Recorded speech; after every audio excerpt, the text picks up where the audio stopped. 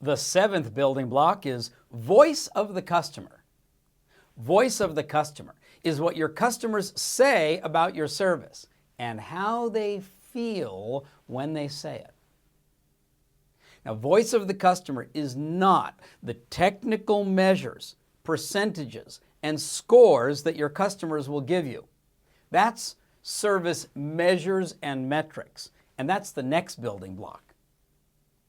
In this building block, voice of the customer, we want to listen carefully and capture what your customers have to say about your service and how they feel when they say it. This is the subjective, emotional, qualitative side of getting feedback. This is where you read the word for word, the verbatim that your customers share with you if you're ready to listen. Voice of the customer can come to you unsolicited, like customer complaints, and compliments, the ones that you receive without even asking. But voice of the customer can also be captured in a solicited manner when you ask for it with hotlines, comment cards, interviews, and surveys that have open-ended questions. What's important is that you open the channels and ask for feedback. Now, many different methods work well, so don't be satisfied with having just one listening post to hear your customer's voice. The more you listen to what your customers have to say, the more you will learn about how you can improve your service. The questions you ask are also very important. Voice of the customer is not captured by asking, how do you rate us on a scale of 1 to 10? Voice of the customer is given to you when you ask questions like these. What do you appreciate about us and our service that you would definitely like us to continue? Or like these.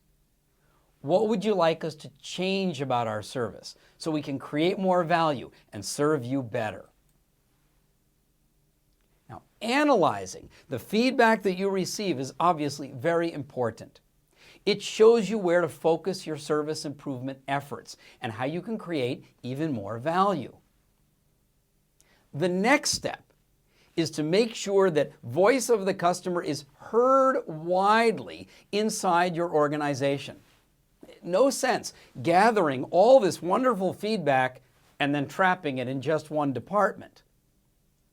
Use your service communications to keep everyone up to date and curious, listening carefully to the voice of the customer, what your customers are saying about you. Connect this voice. Take this precious feedback and build it into the exercises in your college courses. Make it part of your service suggestion programs, your service improvement contests. Assign it to your cross-functional teams. And of course, listen to voice of the customer when you're making any new investments. Remember, this building block is called voice of the customer, but it also applies to the voice of your colleagues as well. If you serve colleagues inside the organization, what they have to say about your service should also be of tremendous interest and importance to you. The seventh building block in the 12 building blocks of service culture is capturing and sharing voice of the customer.